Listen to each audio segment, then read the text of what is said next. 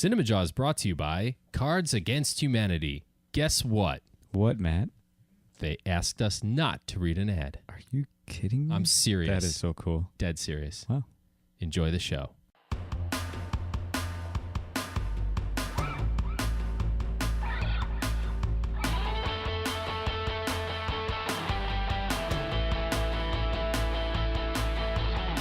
You're listening to Cinemajaw, the greatest movies podcast ever, recorded this week at Ryan's Place in Chicago. My name is Matt Kay, and with me is... Ride Movie Guy.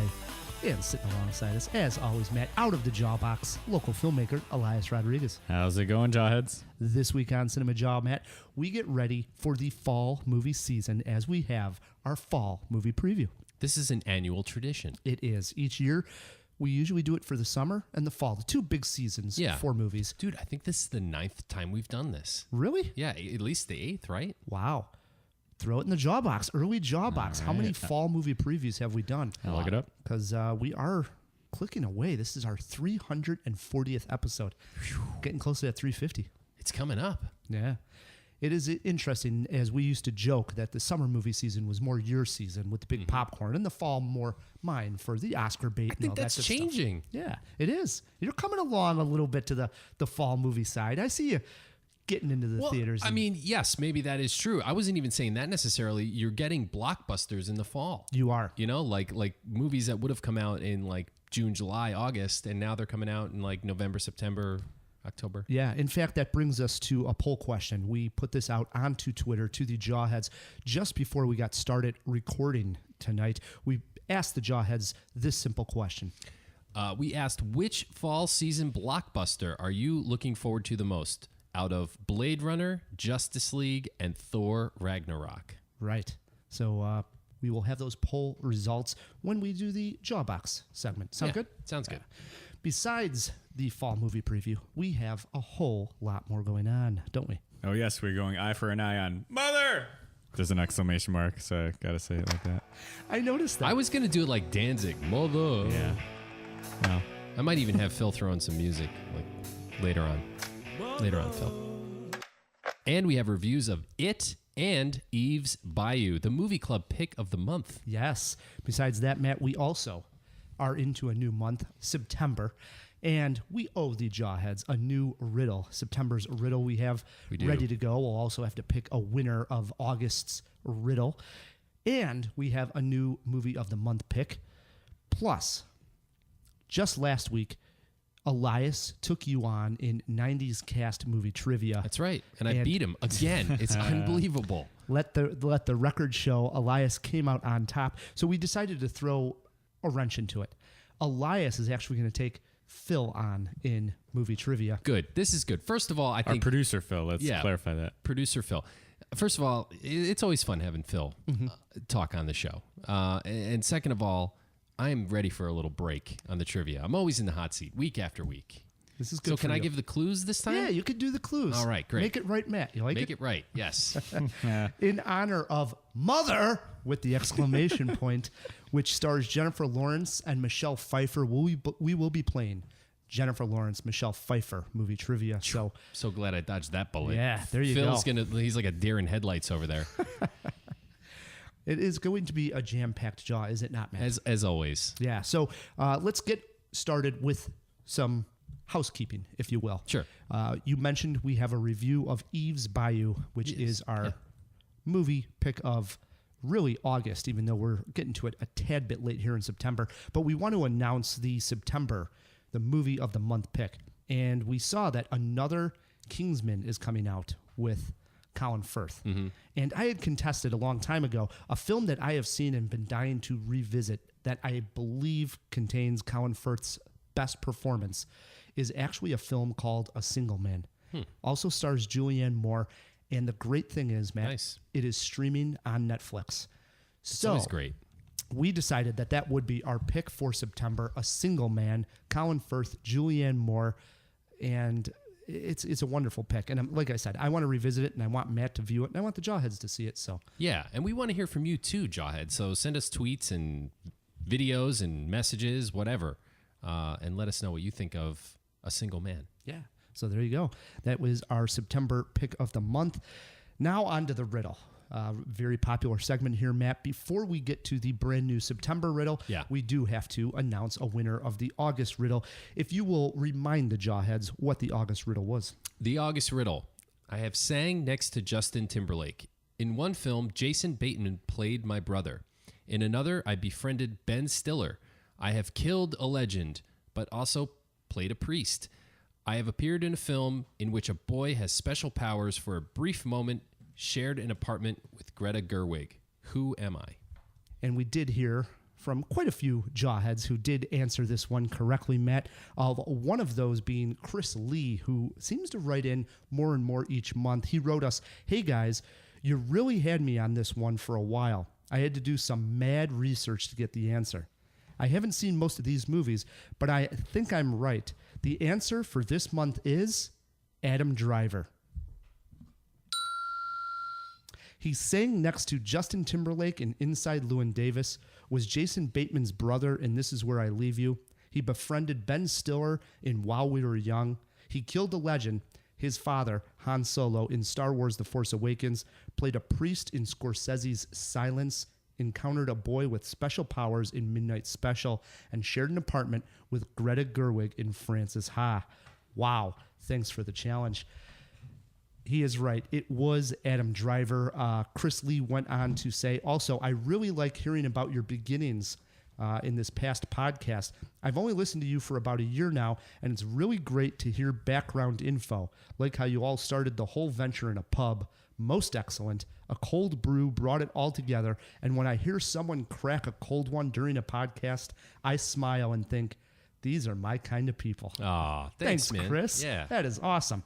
Love to hear from the Jawheads. So Chris and a handful of people were correct on the riddle this week. I should say a healthy handful. So picking out a winner here, Matt. The winner for the August riddle is Tim Costa of First Time Watchers. Oh, wow. Okay. Yeah, awesome. We know Tim for a while. He always comments on Twitter. And I've listened to that podcast. Absolutely. Tim Costa, please write us your address, feedback@cinemajaw.com. We will get a Cinemajaw prize pack out to you. Absolutely. So that takes care of August, Matt. Here now, this is big. I promised the Jawheads that the riddles would constantly get harder as the year went on. And this is the 9th month of the year, right? It is. So I stepped up my game. I'm predicting no one, Matt, gets this one right. Okay. Sad. Oh, man. Don't ever do that again. No, here we go. Okay. Without further ado, here is September's riddle. I have played a teenager who kills her friend's mom. I have been illiterate, but I have also starred in a Jane Austen adaptation. I was nominated for an Oscar playing opposite Jim Carrey in one film, and though now divorced from him, I did make a movie in which my then husband directed. Finally, in one film, I played a character that lives to be 104 years old. Who am I? Wow. If you know the answer to the September riddle, write us. feedback@cinemajaw.com. Your name will go into a hat. You can win a prize. And remember, Jawheads, to include where you're writing us from. We'd love to know where all the Jawheads are at. Matt. I'm trying to figure it out. That's good. That's good. Yeah. That means it's a good riddle. It is. Yes. All right. So, on with the show. It brings us to a segment Elias called Eye for an Eye. Eye for an eye, interested or ignore. Mother. Although I could have done. A couple's relationship is tested when uninvited guests arrive at their home, disrupting their tranquil existence. The film stars Jennifer Lawrence, Michelle Pfeiffer, Ed Harris, and Javier Bardem. It is written and directed by the man who gave us Requiem for a Dream, The Fountain, and Black Swan, Darren Aronofsky. We throw it over to Rye. It's really that last name that Elias read there that is the draw here. I was always a fan of Darren Aronofsky's work ever since Requiem for a Dream. Then I went back and saw Pi. I think probably most people listening to this did that. We became familiar with him at that, and then we went back and saw Pi. Yeah. Both at that point were quality works, and I thought he just started to peak at that point. I loved The Fountain, and I think Black Swan really, that and Requiem for a Dream are two masterpieces of his. And wow, did I think he missed the boat, no pun intended, with Noah. This was a film that he didn't mention. Like, wow, I hope to God he's not going far off the track here. So I'm Fingers crossed, praying that Aronofsky's back on track with this one. I'm interested.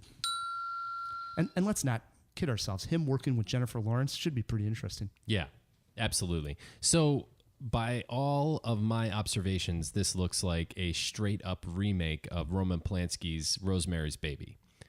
In fact, I don't even know if that's supposed to be hidden. I think this is just an update, right? I'm a huge Rosemary's Baby fan. In fact, I would say it's in my top 3 movies of all time, favorites. And so Michelle Pfeiffer as the satanic neighbor and Jennifer Lawrence as the Rosemary character, Darren Aronofsky directing. Yeah, interested. Should be a blast. Elias? So I actually have not seen Rosemary's Baby. Oof. So I am really interested good. in seeing that and not so interested. Well, no, I'm interested in seeing this, but yeah. Plus, it's called Mother. You know, the whole time I'm just going to be thinking about Danzig. I hope he's in it. Oh, what? That'd be awesome if they He's not use up here. the song at least. It's got an exclamation point. I think it's how Elias says it. Elias? Mother!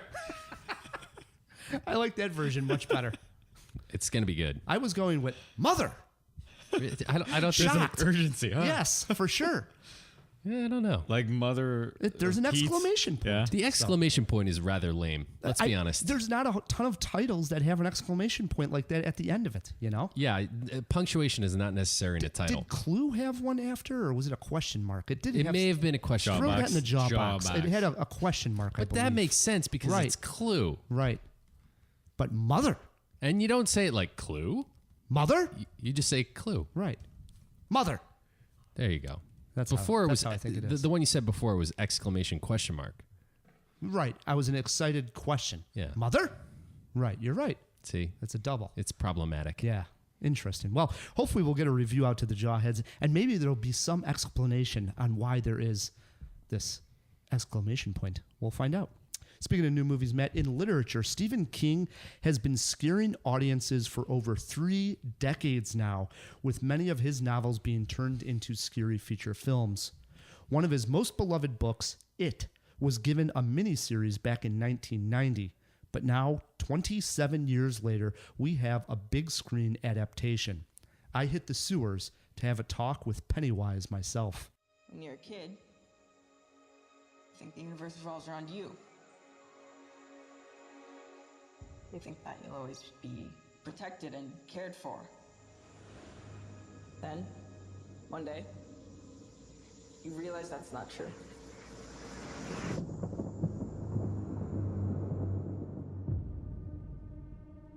Because when you're alone as a kid, the monsters see you as weaker. You don't even know they're getting closer.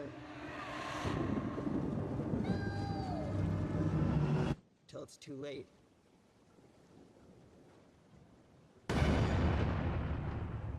Here. Take it.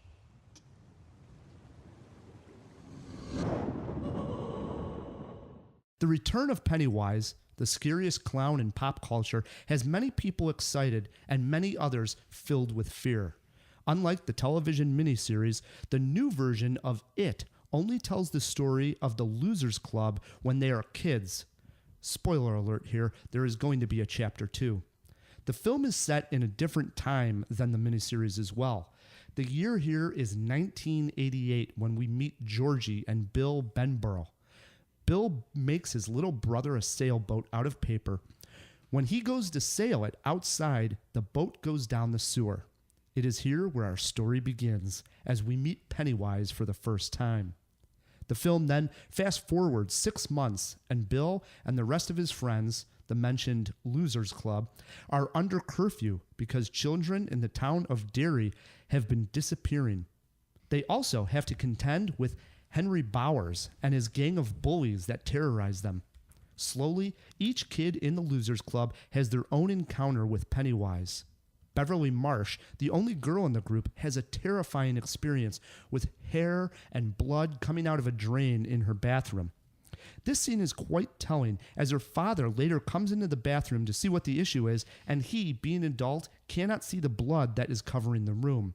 Bill convinces his friends that the only way they can take down Pennywise is by confronting him down in the sewers.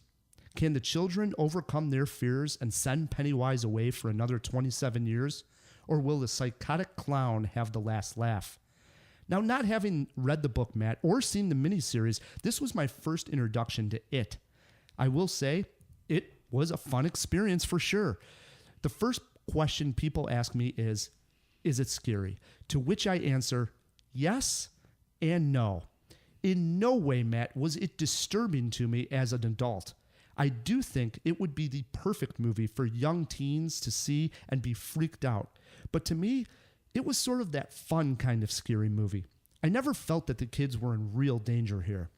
Yes, it did have a few scenes that supplied some jump scares and some freaky imagery. Pennywise's mouth filled with razor teeth creeped me out, as did a skinny-headed monster that comes off a painting and tries to eat Stanley Uris. The film also contains some amazing-looking sets, such as the sewer where the climactic ending takes place. In a film of this nature, the chemistry the group of kids have on screen is vital to its success. When you're thinking top-tier kids, Matt, you're thinking Goonies or Stand By Me. I would not put the Losers Club in such company, but I would say overall they are a positive for the film. Like a Super 8? Like a Super 8, right about that level, Okay. right? That's a good place to put them. Standouts are the leader, Stuttering Bill, Beverly, the girl who drives the boys crazy, and the foul-mouthed Richie, who is played by Stranger Things actor Finn Wolfhard. I love this kid. Also, setting this movie in the 80s, very smart, as we have a nostalgia feel to it. That added something, I think, hugely going on, as you were mentioning the nostalgia market out there right now. Sure. I've seen scarier movies, yes, but did I enjoy it? Hell yeah, I recommend it. I mean, dude, I'm really jealous. This is one that I really want to see. You haven't seen the original? I have not, with Tim Curry as... Yeah, so it's difficult for you to say whether or not the Pennywise performance was any good. I know. Is it? Well, I mean... It is really good. And I would say, I think they probably have the luxury this time around of using a little bit more special effects with Pennywise when it comes to the actual scaring scenes. So when he's talking to young Georgie in the beginning, it's creepy. There's other times where... Does he say, "Do you want a balloon, Georgie?" Yes. He says he's got the balloons. I thought the balloons were pretty awesome. Sure. Because there's always like this floating balloon image that you see in the posters and all the artwork. And they're filled with blood. Oh, are they? Sometimes. Yeah. It didn't pop up in the movie as blood in there. Oh, it did in the miniseries. You know what? Actually throw in what it is rated. I think it's PG-13, but I'm not 100% sure. Right. But that's interesting because I think they probably don't want to keep the kids out. It's really geared for that teenage crowd. So you don't want to make this an R-rated film, but I would say the violence and the imagery is probably about as much as you can push for a PG-13 movie. It does have some pretty gory elements to it. Sure. And I was... But it's mostly all the fantasies, right? Like when it is like putting images in their head. Exactly. Yeah. And I would say that's somewhat of... I mean, probably a lot of people listening to this have seen the miniseries or have read the book. So they get the idea that they're almost like little vignettes in the middle of the movie where all the kids are having their moment with Pennywise. Sure. But I think for a viewer like me, not knowing exactly what the story was going to be, that was a little bit difficult because it was like there was no connection sometimes on why we were just sort of jumping to each child's... But then they all sort of coalesce. Right. So then, but it takes a little while, right? So then it's like, I'm not sure if I'm really digging the story of it. And then it all starts to sort of come together. And then you start to realize, like, it really is about these kids overcoming their fears. And I think there's also a theme in here that, like, adults are bad and that the kids don't trust the adults. Yeah. So there's that. Each parent in this movie, and there isn't many moments with adults in there, but the very few that you do get, none of them are acting normal, right? They're all over the top, aggressive to their children or to a situation that their children are in. Right. I think it comes to light that because it comes back every 27 years. So some of the adults have history with it as well, or at least they know about friends who disappeared and stuff like that. Yeah. So that'll be interesting because it does end saying this is chapter 1. And I think people who are familiar with this is the idea that the miniseries was actually told in 2 parts, the adults version with flashbacks to the kids. So this is just the kids' story. I think they did the kids first. Okay, but it was 2-parter. 2-parter. Yeah. I mean, it was more than just 2 parts, but it was 2 major halves of the story. Yes. Gotcha. So I think we'll see that in the coming year or 2 years. They don't say. I will say I waited throughout the whole credits thinking there would be a little bonus scene. Yeah. For the jawheads that don't want to wait, you don't have to. There's nothing. Right, waited for you. Yeah. Do you think they're going to split up the second part of it in 2 movies? I hope not. They got to buck that trend. I hate that. Splitting them into 2. Come on. Oh boy. The Hunger Games started that, and now everybody does it. So sounds like you enjoyed yourself a little bit. How about any scenes that you had trouble with? One scene that was over the top, I was actually mentioning the parents being sort of aggressive to their children. Well, there's a scene where Bill, who son Georgie is the one that sees Pennywise the first time in the sewer, has gone missing. We all float down here. And Bill is convinced that maybe his little boy brother is still alive in the sewers. Maybe he just got washed away. So there's a scene which is quite creative, if anything, by Bill, where he's actually has all those like hamster tubes that you would have your hamster or gerbil running through. Mm-hmm. He has constructed all those into sort of a makeshift mini model of the sewer system of the town. Oh, cool. And the father walks in. Instead of being like this kind father, like, wow, that was a pretty neat thing, he just flies off the handle at Bill. You know, he's just like, I told you to forget it. Leave it alone. Clean this up before your mom comes. Well, he's starting to know, right? I mean... Yeah, but I mean, shouldn't he be the adult here and sort of consoling the son and not flying off the handle? The son's actually the cool-headed kid. Well, but is it part the of the dad point, not wanting his other son to go down there? Could because be. he knows about the clown? Could be. But when you see the scene, he is just so over the top. It's a bit ridiculous. I can't wait to see this. Yeah. All right. How about positives, though? What's your favorite scene? Okay. I really liked, as I mentioned in the review, Beverly in the bathroom with the blood and the hair. I think if there's like a gory scene, I think bloody hair, there's just something about that image. And anything coming up out of a drain for me, it's just disgusting. So the whole entire scene works. It's awesome. That was a good scene in the miniseries. Was it? Yeah. So I really did love that. But I would say there was a scene that caught me off guard for talking about sort of a nostalgia and made me think back to my childhood. At one point, they get in a fight with the Bowers gang, and they meet at this river. And as they confront them, for some reason, all of a sudden, one throws a rock, and just to sort of get them away. And then all of a sudden, he looks at him, and he throws him a rock. And all of a sudden, they all look at each other, and they're like, rock fight! And this like punk rock music starts playing, and it's just a full out rock fight. And I thought, my God, this sounds odd, but I had rock fights when I was a kid. So did I. Yeah, and it's so that dumb. Explains a lot. You're literally it was handfuls of gravel, but yeah, you would literally be throwing rocks at kids. Yeah. And I thought, wow, I've done that. I've been there, and I forgot all about it. It's almost been wiped from my memory until I saw that scene. So I enjoyed it. That's awesome. Yeah. How about movie influences besides the obvious?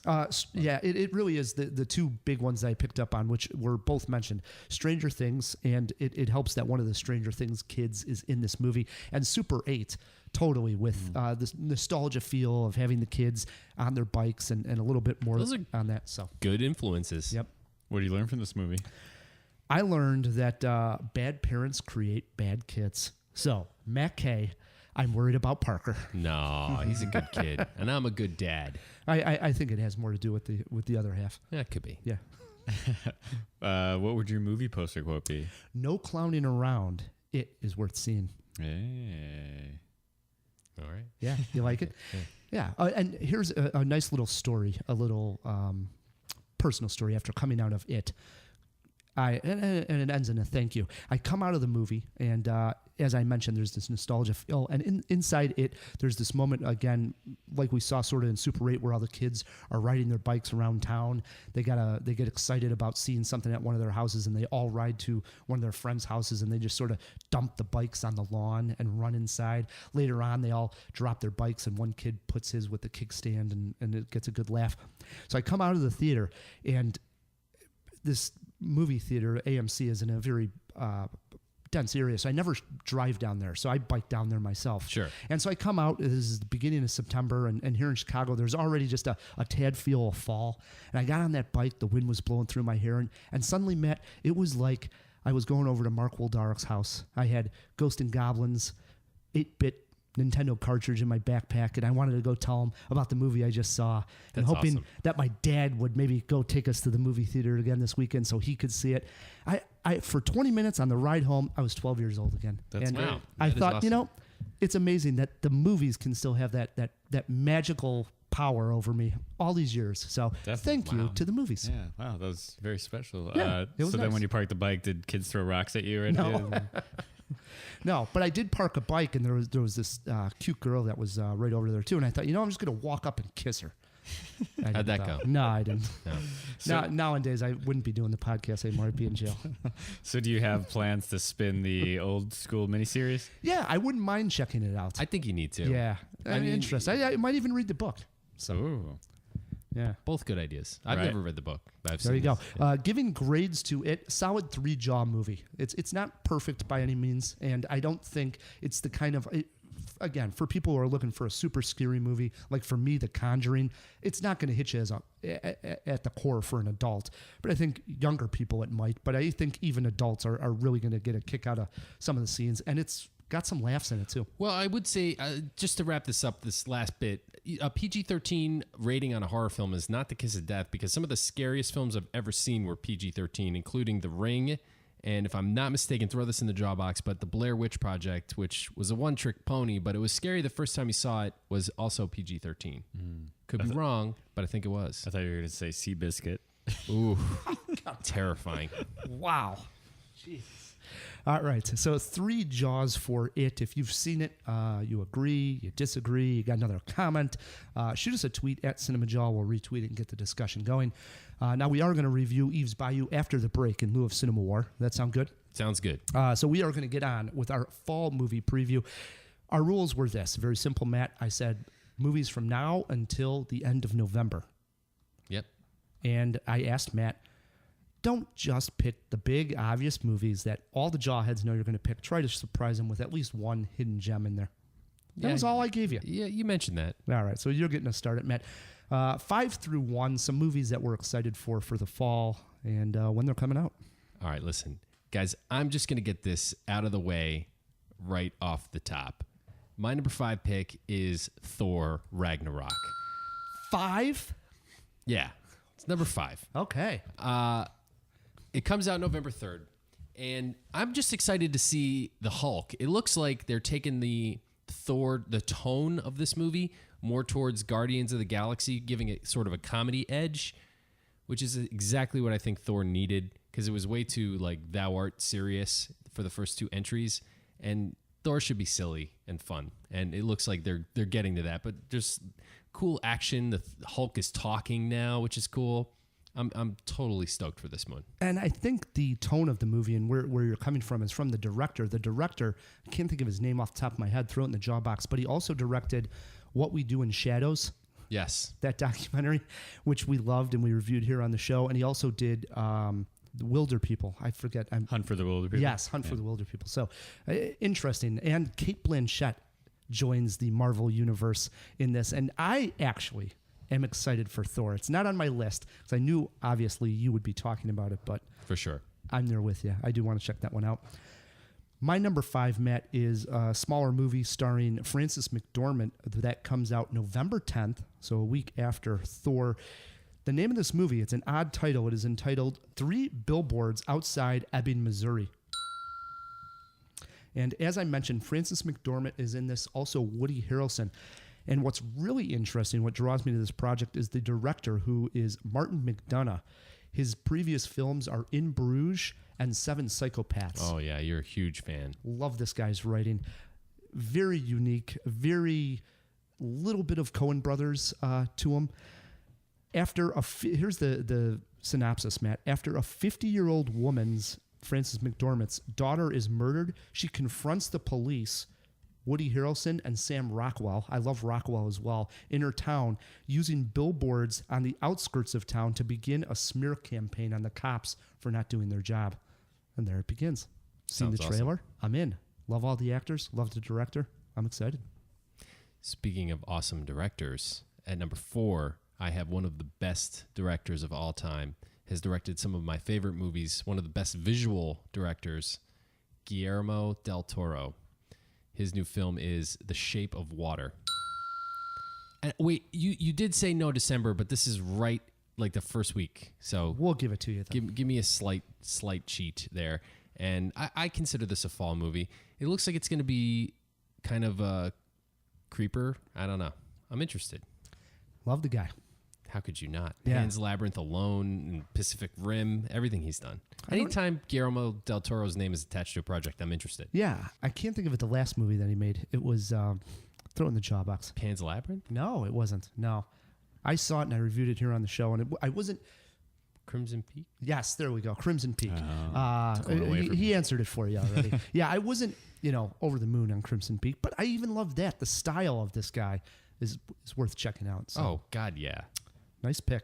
My number 4 comes out October 27th. Here's a director that I believe his last film made both our top 10s.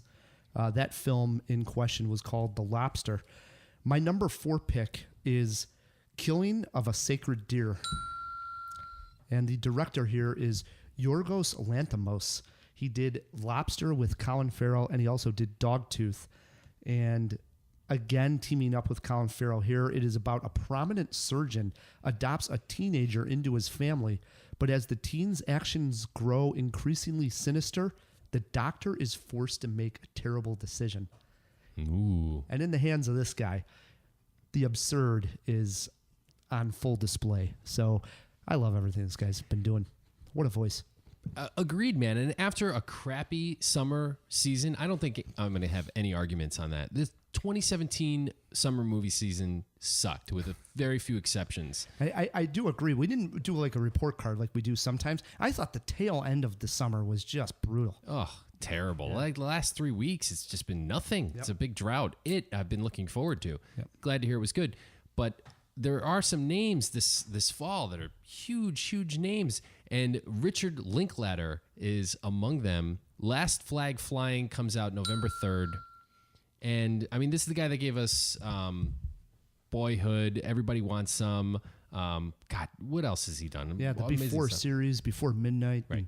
You're a huge fan. I mean, he's up there with Nolan, right? He's up there with Anderson, and he's great. He's one of the best directors working. So anytime he's got a movie coming out, When does that come out? November 3rd. Wow. Didn't even have it on my list. This is exciting. Yep. Now we're talking.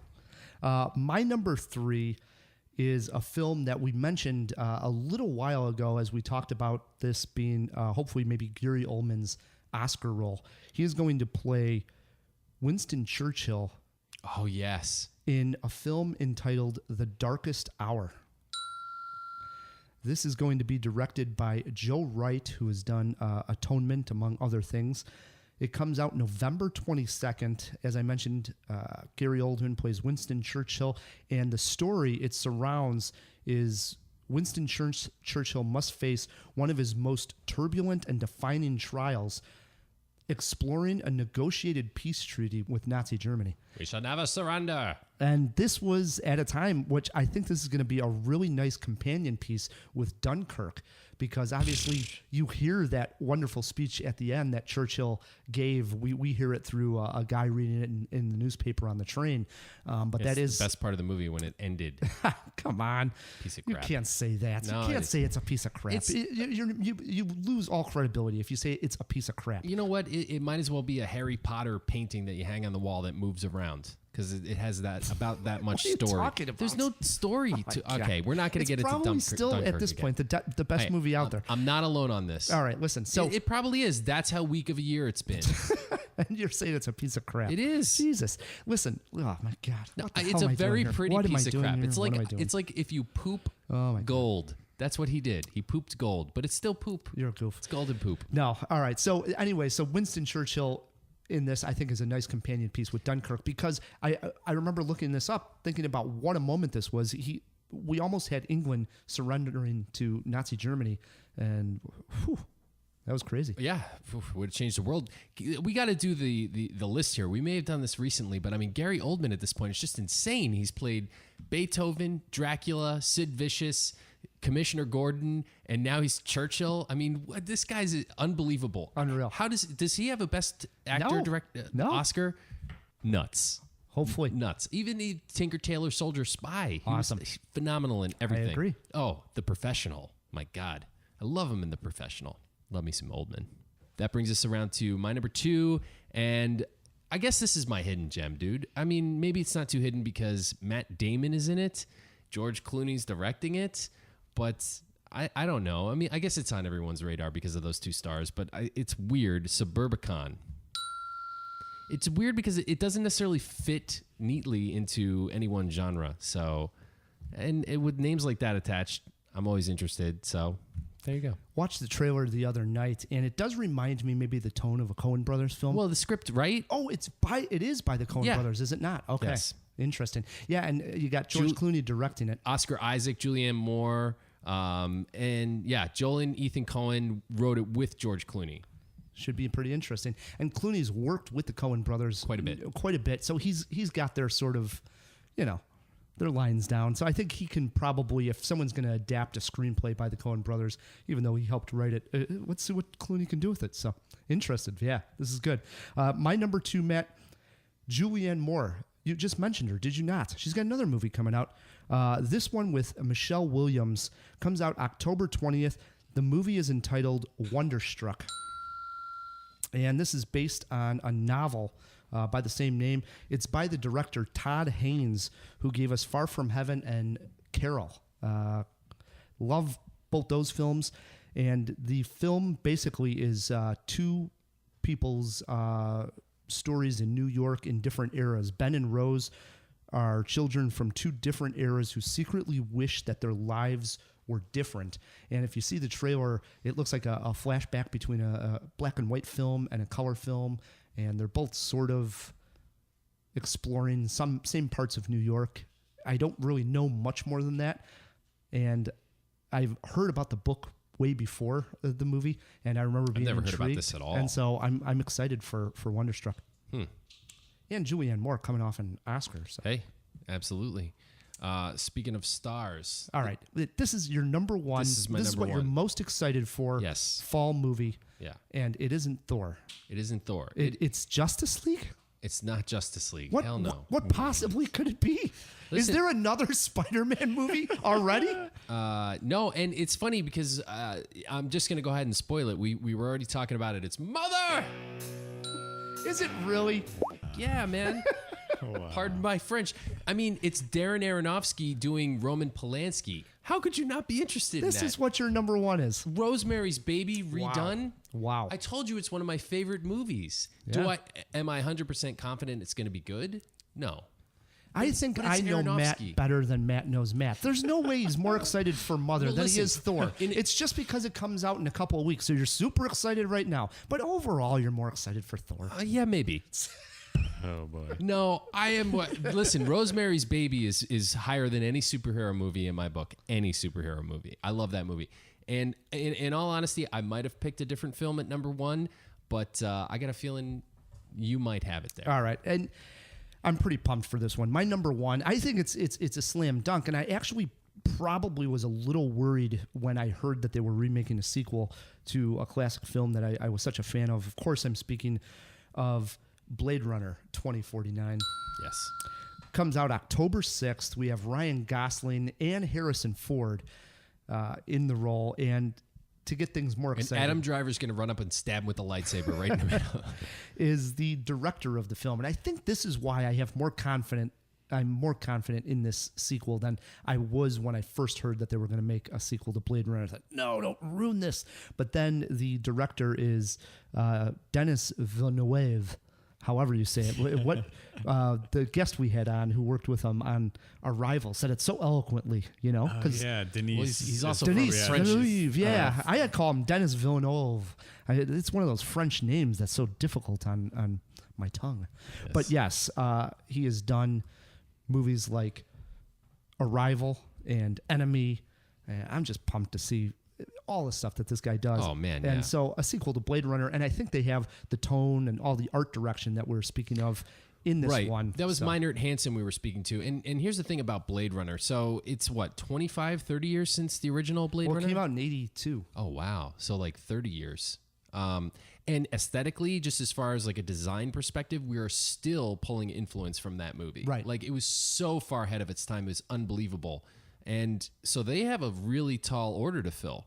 And they're big shoes, man. I mean, I'm impressed with the cast. I'm impressed with the director, but I'm skeptical. I don't know. Yeah, and there's this whole ongoing argument in pop culture that was back and forth. Was when you see the movie, was Harrison Ford actual or replicant in the movie? Right. And does this spoil that?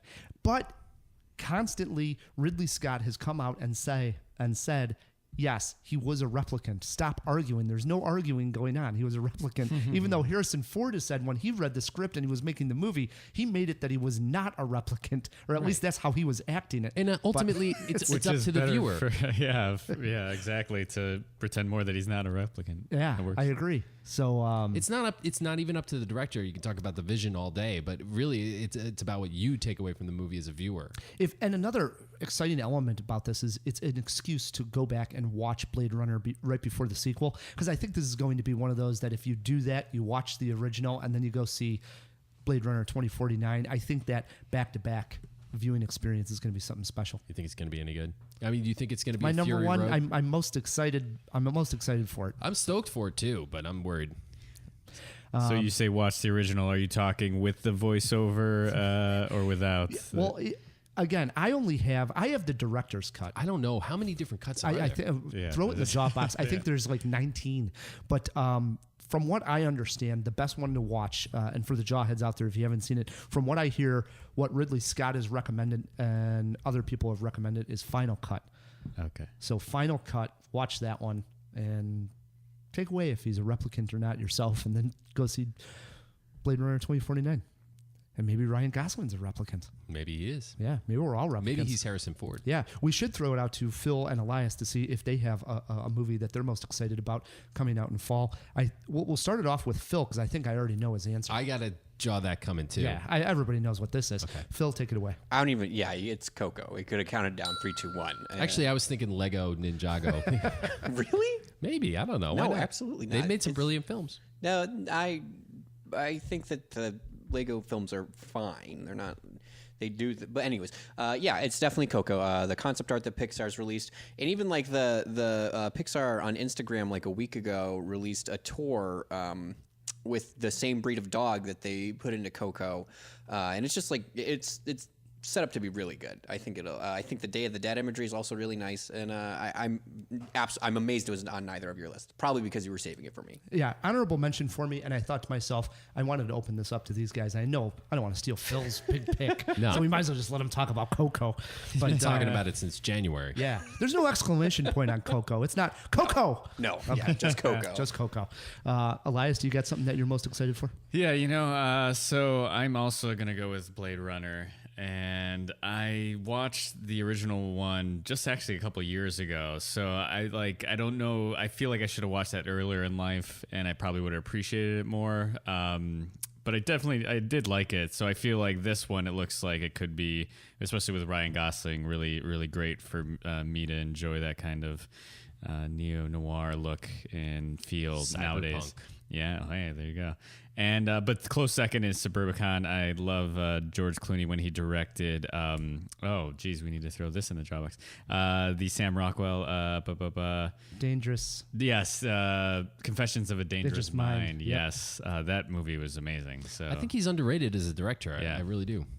Yeah, the only other honorable mentions I had, there was a movie coming out called Molly Game with Aaron Sorkin directing I saw that. and Jessica Chastain starring in it, and believe it's based on like a true story of a high stakes poker game, which is right up your alley. Totally up my alley. And no mention of the Justice League. Okay, Are we guys. not going Yes. to at least talk about it? It's an honorable for me. I think DC is going to fall flat on their face. They're going to take the beautiful sandcastle they built with Wonder Woman and stomp all over it with the Justice League. Matt Kay's prediction, it's going to suck. Wow. But yeah, I'm excited. I'll be there.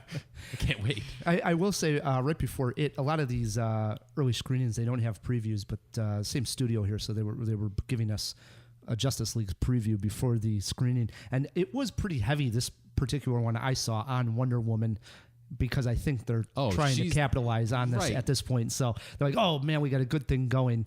And this trailer, maybe you've seen this. I don't watch that many trailers ahead of time. It has Alfred addressing someone you see off camera, and he said you would make it. And I didn't know who he's talking to. Who could that be? It must be the guy who died in the other one, right? Oh, was he really dead? I don't know. I thought he was dead. Yeah, I thought so too. Oh, so people die in comic books and they stay dead. Yeah. Hey, I'm looking forward to the fall. We've mentioned some good movies here. Yeah, so, absolutely. Yeah. If we missed your most anticipated fall movie, shoot us a tweet at Cinemajaw. We'll retweet it, get the discussion going. What we're going to do is take a break. When we come back, we'll have the poll results to our question asking which fall blockbuster are you looking forward to most, plus our review of Eve's Bayou, the August pick of the month, and trivia. We'll be right back on Cinemajaw. Let's all go to the lobby. Let's all go to the lobby. Let's all go to the lobby. Hey Jawheads, this is Matt Kay, and I just wanted to let you know, if you're a fan of Cinemajaw, if you're a Jawhead, why not become a patron on Patreon? It's super easy. Go to patreon.com/Cinemajaw. It's just like Kickstarter. There's different levels you can pledge, fit your own budget. And you get cool rewards like t-shirts, Cinemajaw flasks, and fun stuff like that. Plus, our undying gratitude and love. So again, check it out. It's patreon.com/Cinemajaw. There's some cool stuff there, and we hope you will do it. Also, Jawheads, if you can't become a Patreon, but you still want to help the show, there are other ways you can do that. One of those is leaving us a review on iTunes. All those reviews do help attract new listeners, and that's what we want, more listeners. So please go to iTunes, leave us a review, and we thank you. To get ourselves a treat. And we are back on Cinemajaw. Just got done doing our fall movie preview. Yeah. Always a blast. Hey, one other quick story I wanted to say that I thought was quite funny after seeing it, and I talked about the bike ride home, was I come home. Now, it was like a bit of a creepy movie. I come back, and downstairs, I live in a condo building here in Chicago. It's just 3 units, and downstairs is currently for sale, and they have clearly moved out completely. So like an abandoned. It's empty. Yeah. And for whatever reason, the realtor that was probably showing the place earlier in the day left the door unlocked and ajar by accident. And now I just come back from its screening. It's cold out. There's a good breeze going. And when I open up our front door into the hallway, the wind pushes open their door, creaking and all. And it opens, and I'm not kidding you. You know how scary it is to look into a dark room with no furniture, everything completely gone? I thought, if a clown came running at me, I would have lost it. I was already scared just grabbing the door and closing it, and I looked in, and I like ran up my stairs and like in the door. I thought, that's good. So it did get me a little scared. That's awesome. So, those were all my stories that I have to share. Those are good stories, man. I'm glad it got to you. We did throw some items into the jaw box, plus we want to get to those poll results that we threw out there. Let's open up that jaw box. What's your pleasure, Mr. Cotton? The box. We got a box! Oh, what's in the box? How's it going, fellas?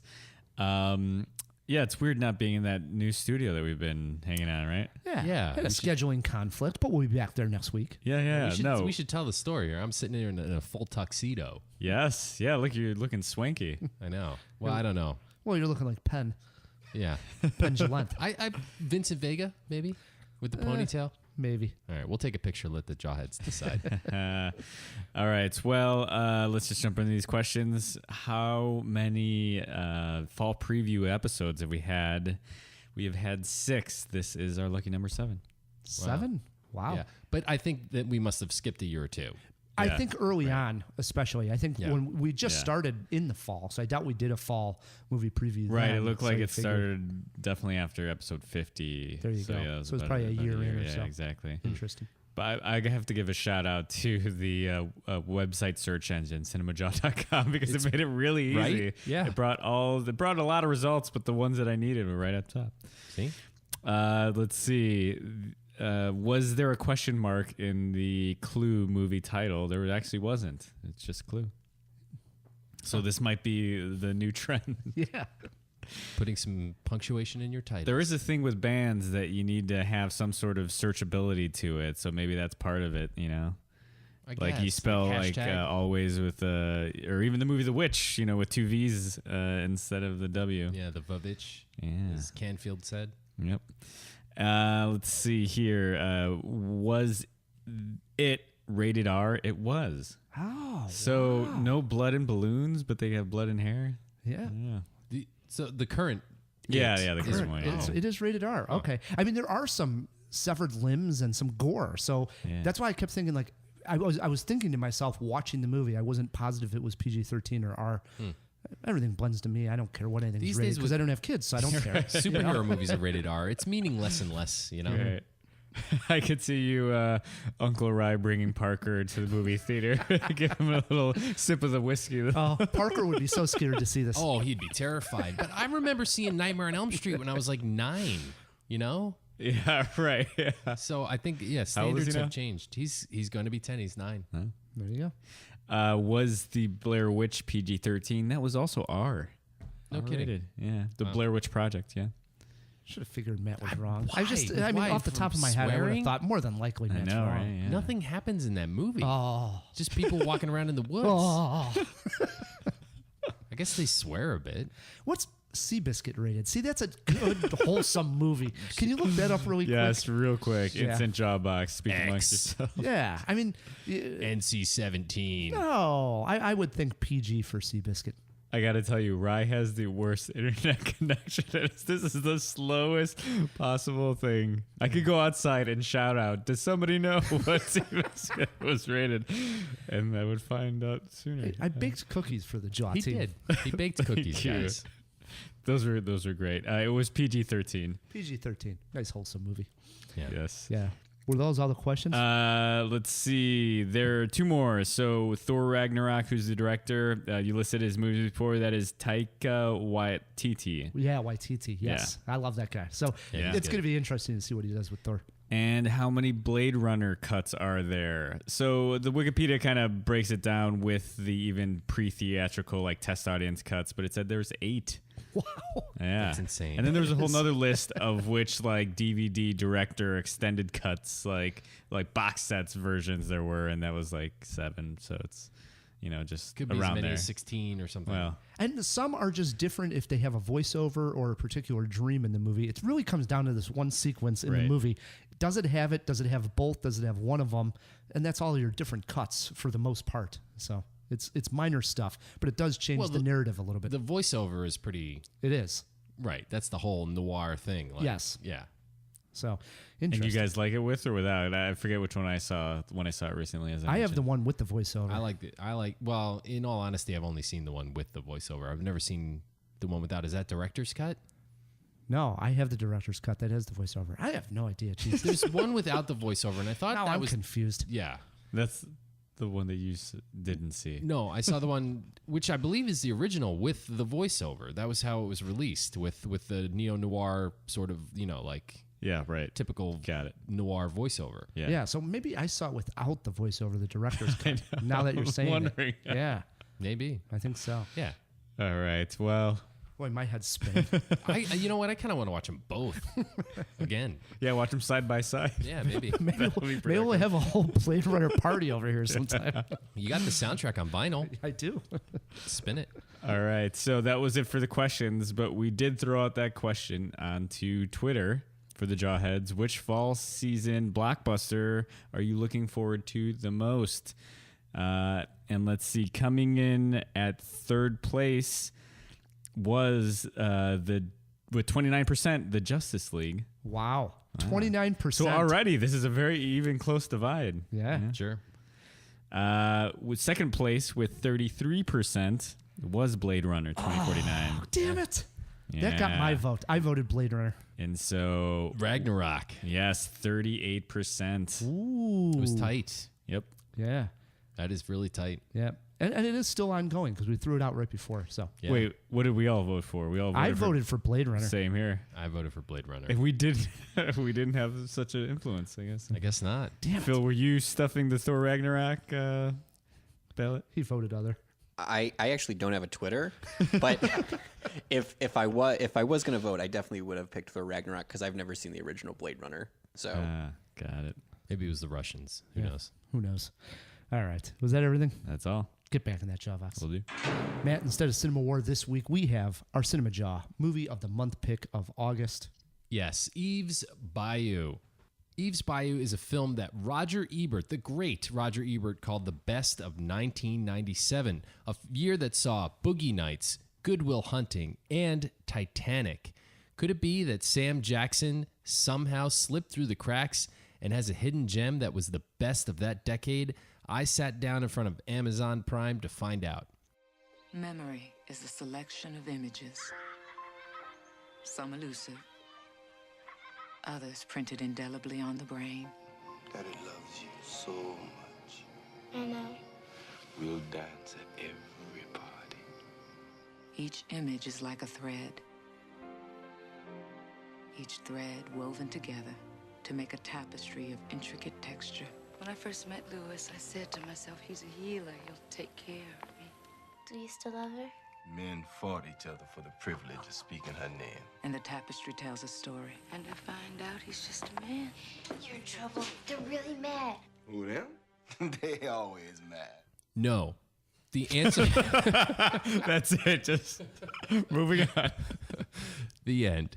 The answer is no. Eve's Bayou is a great film. It was lauded as being one of the best films about race at its time. Perhaps this was because back in 1997, there just weren't enough stories about people of color. Perhaps, sadly, that is still true today. However, Eve's Bayou is less about race and more about matters of the heart, a subject which transcends race and crosses cultural lines and is completely timeless. In fact, time is one of the major themes of this film.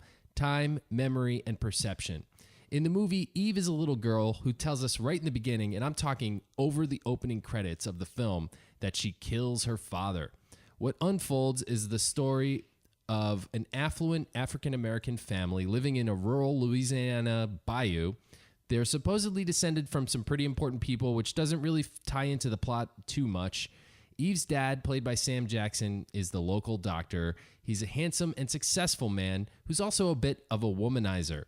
This comes to light one night when Eve, the young daughter, catches him with another woman. But was it a loving embrace that she witnessed or an innocent moment that she misinterpreted? We then see the events of a hectic summer as the family begins to unravel. People pass away, voodoo curses are placed, and at the end, what they told us in the beginning sort of comes to happen. This is not a great film, but it's a very good film. I'm not sure it's aged all that well as some of the other entries from 1997 have. Particularly troublesome are the dream sequences and ESP moments and flashbacks that kind of seem student filmish to me. Also, I'm sorry, but the children actors are not that good. Eve's mom, played by Lynn Whitfield, however, was a real standout in the cast. So is Sam Jackson. Overall, despite its many flaws, Eve's Bayou is a bit of a hidden gem. I don't think Roger Ebert was completely wrong to say it was one of the best films of that year, but I would not go as far as to call it the best of 97, which was a banner year in film. You should go check this one out, though, since it is free on Amazon Prime right now, and I think it may have slipped under a lot of radars.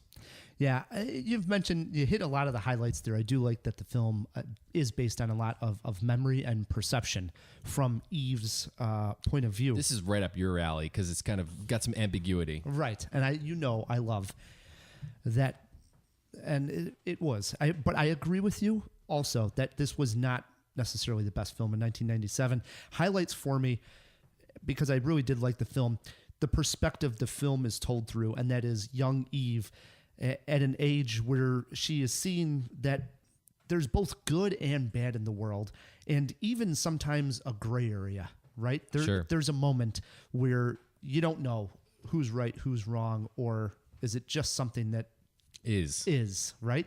And that was really interesting. And I don't think we had quite seen that and don't see enough of that. Also love the relationship between the sisters, also between Eve and her mother and Eve and her father.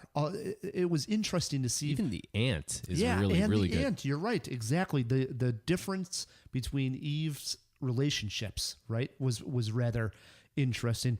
And how about the cinematography of this film?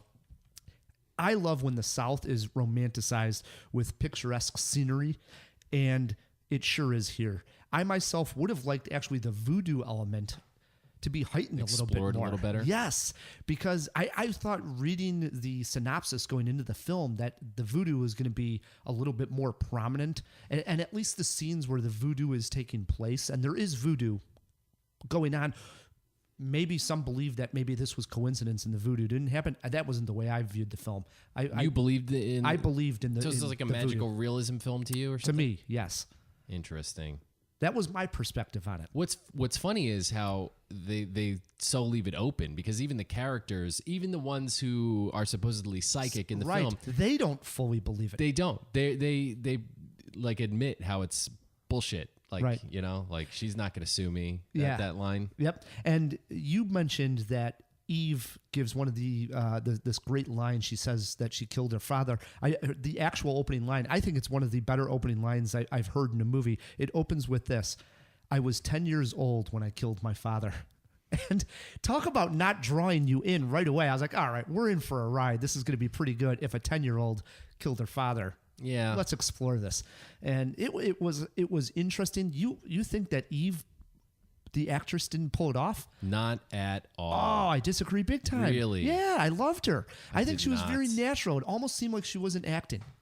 Really? No, it was like a Nickelodeon actor. I wouldn't say that. Oh, not so much for me, man. For me, I would say, if anything, it didn't seem like it was the over-the-top child acting that we see so many times. It was just like a natural performance. Okay, I can point to two really bad scenes. So in the beginning of the film, there's a party where her dad is dancing with her sister, and she gets jealous and storms off in a huff. And the huff is just so poorly acted. I remember that scene. And then there's another scene where she's with her little brother, who's somehow even a worse actor than she is, and they're poking at a dead snake, and then they pick it up, and it wasn't dead. It was just like sleeping or something. I don't know. And they both run off screaming, and it was way over the top. That was a throwaway scene, though, really. And there's another one where she starts laughing.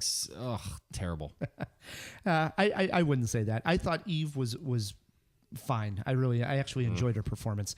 So Samuel L. Jackson, though, this was the reason why we picked this. Smooth. And this was smooth Samuel L. Jackson. And it was Sam Jackson before the over-the-top character. And I liked him in Eve's Bayou. Yeah, this is after Pulp Fiction, though, right? That was 95 or 94? 94, and this is 97. So yeah, 3 years. I mean, Sam Jackson at his smoothest, you believe him as an attractive, like, womanizer type, whereas if you think of Sam Jackson today, that doesn't necessarily spring to mind, but he's svelte, he's in shape, he's tall, he's slender, and he's a good looking dude in this movie. He is. I mean, it's 30 years ago. Yeah. Crazy. No doubt. Right. Yeah, sorry guys, I didn't actually watch this because last time I was burned by Okja. Watching. There's no poop machine guns in this. Okay, well, sorry. But did you guys have any favorite scenes?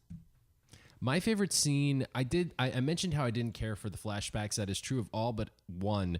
Oh boy, we might have the same one. Really? Okay, so the aunt is telling the story of her jilted lover confronting her husband. Yes, this is the scene in the movie for sure. With a handgun, and the whole scene. I don't want to spoil too much, but the whole scene is framed in front of a mirror with the aunt telling the story to Eve, and then she walks not into the mirror, but she walks back toward the camera, and suddenly she's interacting with the characters who are in the mirror, which is where the flashback is. Brilliantly shot. It was awesome. It was really good. Yeah, that was one of the better scenes I've seen in a long time, because it actually starts with her telling the story, and her and Eve are sort of in the forefront of the camera shot. The reflection that you would see in the mirror is the actual flashback taking place. So those two are doing this confrontation. And then, as Matt says, she then walks almost back behind the camera and then becomes part of the reflection of the story. Oh, that was just brilliant. I mean, I think if nobody saw anything else and just saw that scene, you'd be like, oh, this is masterclass filmmaking here. I agree. And it was an important scene that actually carried a lot of weight of the story and what the whole film was about, too. It's easily the best scene of the movie. Yeah, no doubt. And very gripping and moved you into the story. Because I thought right before that, it was getting a little slow. I watched this rather late in the evening, and I was like, oh, boy, I hope I don't fall asleep. And then that scene actually jolted me right back into the story, and I was fine for the rest of the way. So it had that effect, too. Were there any scenes that almost really pushed you to sleep? Scenes you had trouble with? Yeah. Okay. Yeah. This isn't going to come as a shock. So they do these scenes where like there's some dream sequences, and also they show like the ESP powers of the ant and some of the other people in these like black and white montages that look like really crappy student films that I used to get at my Indie Incubator Film Festival. Just poorly made, poorly thought out. I did not care for them. Yeah. And were you referencing my crappy studio film that I submitted to especially your yours, festival? especially yours? No, I'm not a fan of experimental film, and these are like experimental scenes in the middle of an otherwise good movie that just did not work for me. They were out of place. The scene I had probably the most trouble with was a scene that you mentioned also, which was the opening party scene. The movie opens to this scene with these grown adults dancing like just ridiculous. I've been to many of house parties. I've never seen people dance like this and act so over the top. It was ludicrous. Like it was almost like if aliens came to Earth and you told them this is what we do, and they were making fun of what we do. Like they were over the top dancing, drinking, the relationship between the adults and the kids. And of course, this is about to lead to the key moment of Eve seeing her father cheating on the mom. But that opening scene was like, what? This is garbage. I don't know, man. It's just a different culture, right? Nah, I mean, I've never seen people dance bon like that. temps all roulette, crazy right? and- I mean, it's the Bayou. People drink and the kids drink, and It was a scene. I didn't like it. Now I want to see how Rye dances. I don't think anybody wants to see that. Nobody man. does. No. How about movie influences? That's a tough It one. was man. tough, and I think it's tough. I actually even researched after it. The only thing I really came up with really heavily was the color purple, and you might not have seen it. I don't know. If No, you have. I've seen the color purple. I It's had been the a color long purple, time. but I think that is a tribute to Eve's Bayou, because I do think Eve's Bayou is quite the distinct voice in filmmaking. We hadn't seen a story quite like this set in the time with the perspective of daughter. Told this way, mixed in with some voodoo and culture that way. I liked it. So yeah, it's tough to pin down. is. I couldn't come up with anything. Wow. What did you learn from this movie? Oh, maybe Waterboy, by the way, for influence. I don't think that Waterboy came after it. It's the only other like Louisiana Bayou movie I can think of. What are we talking I about? don't know. Yeah. What did I learn from this movie? That Sam Jackson can be damn smooth. Wow, it's interesting because I wrote Sam Jackson can play a role in which he's subdued, not so over the top, and it still works. In fact, it was really good. It was. Advice to Sam Jackson, tone it down a little bit. It's okay. Yeah, stop shouting, dude. All right, so I usually ask about your movie poster quote. Now you could do it either for back then or for a current audience. What would your movie poster quote be? I went with a unique take on a Southern family. Pretty point blank, I went. Yeah, I don't know. Bon temps roulette. I'll say it again. All right, there you go. Let's assign some jaws here, Matt. What do you give? Look, Eve's Bayou. Okay, Ebert, I don't know what you were smoking, man. Mad respect, love for Roger Ebert, but especially in that year, this is not the best film. This is a 3-jaw movie. I give it 3 jaws as well. It is not a masterpiece. It is not a Goodfellas. It's not even a Titanic. Let's be honest here. It's a damn good movie, but it's not a 4-jaw movie. There you go. I agree with you. 3 jaws for Eve's Bayou. If you've seen it, it is our Jaw movie month of the pick. Well, that's what we got to do on the website also, is start listing all of our picks for the movie of the month. I agree. People And we wanna need to go get back the and listen. jaw heads involved some Yes, more. more. Yeah, more. Maybe some voicemails. All right, that was our August pick. Wow, it is time for trivia. Because Elias smoked Matt Kay. No, he didn't really smoke him, but he did win last week. We decided to switch things around for the first time ever. Pfil, producer Pfil, is taking on Elias, and Matt is giving clues. Now, as we went eye for an eye on Mother, which stars Jennifer Lawrence and Michelle Pfeiffer. We're playing Jennifer Lawrence, Michelle Pfeiffer movie trivia. So it works like this. A flip of a coin to decide who goes first. Now, because Phil is sort of the guest here, and you're the current champion of trivia. Phil, you get to choose if you want to go first or let Elias go first. There are steals, and if you get hung up on a question, you might not even want to try it. You get one. Make it right, Matt. He will help you make it right. What do you want to do? I am absolutely going first. All right. Question number one. Over to Phil. Phil, just last year, Jennifer Lawrence and Chris Pratt starred in this sci-fi film about being the only two people awake on their ship. Name the movie. It was reviewed here on the Jaw. Pool, like the floating pool. I think it's Passengers, right? Phil is on the board. Make sure his computer's clear. Question I can two. confirm it is clear. Over to Elias. Which character does Jennifer Lawrence play in the X-Men films? Mystique. Ugh. 1-1. Everybody, perfect. Question 3, and this is where it gets tricky. It's a Michelle Pfeiffer question. I'm not even sure Phil knows who Michelle Pfeiffer is. Phil, Michelle Pfeiffer appears in this film with Sean Penn, in which Penn plays a mentally handicapped man who wants custody of a 7-year-old girl. Name the movie.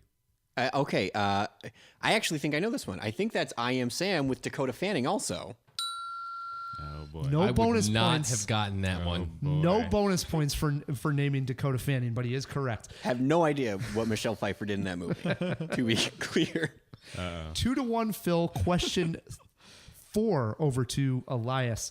Elias, the third and last time Jennifer Lawrence worked with David O. Russell was 2015, in which she played a lady who invented the miracle mop. Name the film. Oh, boy. Plus, Phil was super confident answering the last one. You do have a lifeline if you need it. I want to give some false confidence to him. I knew the whole time, Joy. Wow. Mind games are being played during trivia. This is awesome. It is now 2-2. Cut the tension with a knife. I'm just really interested in watching trivia instead of playing. Yeah. Question number 5 over to Phil. Phil, Michelle Pfeiffer lended her voice to this DreamWorks animated film that came out in 1998.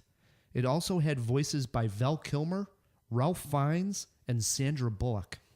Name the movie. All right. I'm gonna pull a Matt K move. So in 1998, you weren't born yet. I was 5. Crap. Oh gosh. DreamWorks Animation. I think I was 22. I'm trying to think like what DreamWorks even did before Shrek. Not too much. Really not, yeah. Michelle Pfeiffer, Val Kilmer, Ralph Fiennes, Sandra Bullock. They were all big names even then. Vin Diesel was the one who did Iron Giant, so I don't think it's that. I feel like it's got to be a 2D animated film.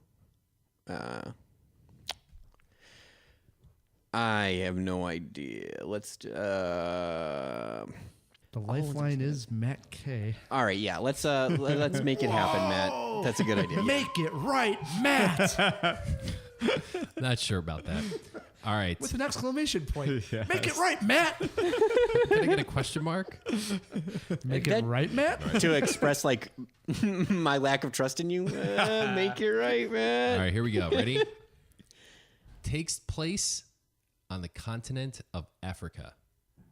What the hell does that even... That doesn't help me at all. Madagascar wouldn't have been out by then. No. Sorry. Well, come on. I don't know how much more time we can give him. Oh, God. Africa made everything so much worse. Everything I'm thinking of is like a dumb Luis. I got nothing. Elias, do you have a guess here?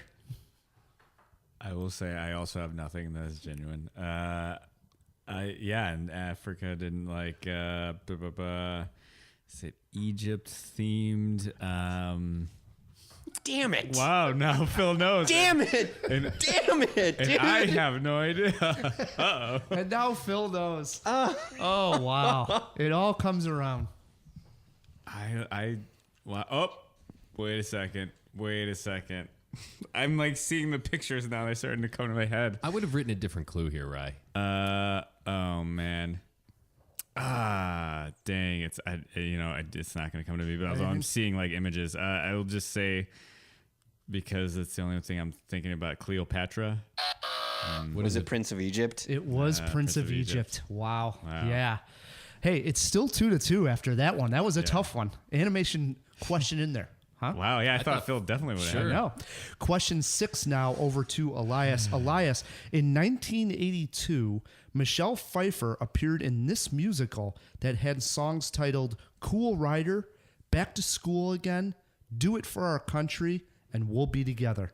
Name the movie. Oh boy. Okay. I'm pretty sure. I don't know any other musicals she was in, but Grease 2. 3-2, Elias. 3-2, and he still has a lifeline. Nice. Question 7 now over to Phil, and these are usually the hardest 2 questions. Phil, in the last 2 Hunger Game films, Mockingjay Part 1 and Part 2, which actress played President Alma Coin?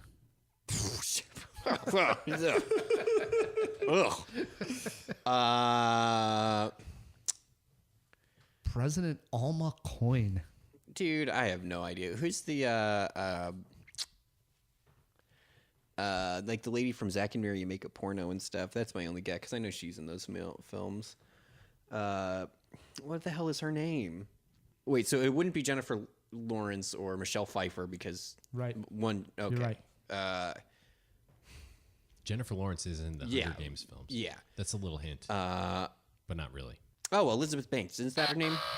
Yeah, and it's incorrect. Elias, do you have a guess? You can lock it all up right here. For some reason, I'm. Oh boy. What other? For some reason, I'm picturing Julianne Moore. Yeah. Wow. Elias is a winner, 4-2. Last question of the game. You won a trivia, man. Elias, in the year 2000, Michelle Pfeiffer starred in What Lies Beneath with the actor. Which actor played her husband in the film? You didn't do the in the year 2000. In the year 2000. And now I'm going to ask, Matt to make it right. Make it right, Matt. All right. Here's your clue. Get off my plane. Oh, Harrison Ford. Wow, that was good. 5-2. Can we get a handshake across this large table here? Very, very clammy. That was good, though. That was good. If it came down to a jawbreaker, this question would have been over to Phil. Better superhero sequel, Batman 2 with Michelle Pfeiffer or X-Men Days of Future Past with Jennifer Lawrence? Yeah, we'll go ahead and do X-Men Days of Future Past with Jennifer Lawrence. Batman 2. Totally Batman 2. That one's Batman 2. Yeah, the real jawbreaker was this age of Michelle Pfeiffer. Elias? See, Matt's usually really good at these because he does like years of what the movies came out and how old they were. I'm just going to randomly guess 58. Lock him in at 58. Phil, you got a guess? Which Batman movie was she in? 2. Well, I don't even know what Batman 2 is. Yeah, Danny DeVito as the Penguin. Wait, wasn't it Batman Returns? Batman Returns, yeah. Batman. No, it was Bat. Yeah, it Batman wasn't Returns. just Batman 2. I'm calling it Batman 2, but it's Batman Returns, whatever. Everybody knows what you're talking about. Not Phil. The second yeah. What the hell's Batman 2? That has to have, that one probably did come out before I was born. Yeah, it did. Okay, well, so she was at least like 20 when I was born. That didn't help out at all either. What did I say? We got him locked in at 58. You locked him in, didn't you, Matt? Locked okay. in. All right. Yeah, okay. All right. I'm going to throw out like upper to lower, like 45. Give that one to Elias Rodriguez. 59 for Michelle Pfeiffer. Wow, I was going up. I thought maybe she you was were in her right. 60s. One up, yeah. Yep. Getting up there, though. Still looks great, though. She does. Like Michelle Pfeiffer. She's always been good. So, Totally. yeah. Wow. That was fun having, wasn't it? It was a nice little break, change of pace. And Matt got to make it right. That was pretty cool. I'd like making it right. Yep. It's fun.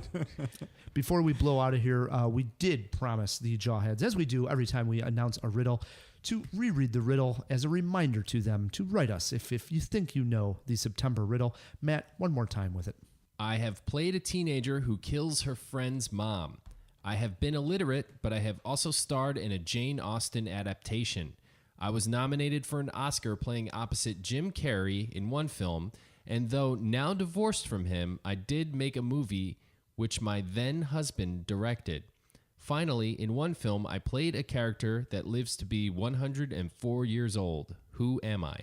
If you know the answer to the September riddle, write us feedback@cinemajaw.com. And remember to tell us where you're writing from. We'd like to know where all the Jawheads are listening from. Yeah, please. It's awesome. We also, Matt, want to thank all of the sponsors. Yes, thanks to all the sponsors and the Chicago Podcast Co-op who help us get those sponsors. Yes, we also got to thank the man behind the glass, we call him, Fish Tank Phil. But he lost in trivia this week, so it's just Phil. Phil, thank you. Not a problem. You've lost guys. the rights to your nicknames. Just for a week. Yeah, that's. I mean, I'm not behind the glass anymore, anyways. At least tonight, Rye lets me out of the tank. Still feeds me little flakes. Flopping around, Phil, out of the fish tank. I guess that just feels gross. I don't like that. Yeah, Phil. Does that explain your clammy hands? No, 20 Fins. 23, soon to be 24 years of just lifelong anxiety do, but we can blame it on that if we'd like. We also want to thank Elias Rodriguez. Thank you all. Guys, don't we have a big show coming up at the Chicago Podcast Festival we want to preview? Yeah, we should totally start talking about that. Yes. That's Thursday, I believe, October 5th. Yep, we'll be with our buddies from Alka Hollywood, as a matter of fact. I'm pumped for that. Yeah, Another live show? Another live show. Oh, my God. It's been a year since our last one. Yep, and we'll have all that information front and center on our website right now. Go check it out at cinemajaw.com. Yeah, we'll be sending that information out on our newsletter. So if you don't subscribe to our newsletter, very easy to do so. Right in the upper right-hand corner of the website, you'll see a little subscribe button there. And it's a monthly newsletter. Just to let you know what's going on with us and live shows like this. Semi-monthly, Yeah. I'd say. Yeah, I agree. No, semi-monthly is every other month or twice a month? You're thinking semi-monthly. bi-monthly. Oh, okay. Wanted to make sure Matt didn't make another mistake. No. Make it semi-monthly. right, Matt. I will. Until next week, I'm Ryan the Movie Guy. I'm Matt Kay. And keep on jawing about the movies.